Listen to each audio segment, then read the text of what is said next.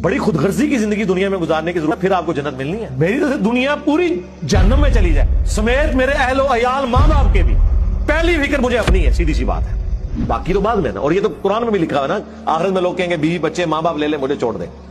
आपको ये बात ऑकवर्ड लग रही है, लेकिन आखिरत में यही कुछ ही होना है। और दुनिया में जिसने इस तरह खुदगर्जी की जिंदगी गुजारी ना, बाकी गूगली बात तो पूरे करने हैं, क़ू अनफुसकुम अहलीकुम नारा, अपने आप को अपने घर वालों को जन्म की आग से बचाना, लेकिन दुनिया में बिल्कुल अकेले इस हवाले से रहना कि अल्लाह के मामलात में जीरो टॉलरेंस, कोई कंप्रोमाइज नहीं करना।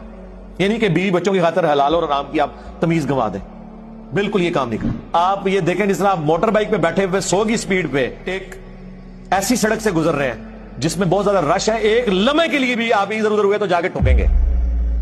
इसलिए पूरे अटेंटिव होकर चलना है। वो ये कुरान में है कि तुम्हारी बीवी और औलाद में तुम्हारे दुश्मन है, तुम्हारी औलाद में और माल में फितना है तुम्हारे लिए आजमाइशी। क्यों अल्लाह ताला ने फरमाया? क्योंकि इसी की वजह से इंसान डी ट्रैक हो जाता है।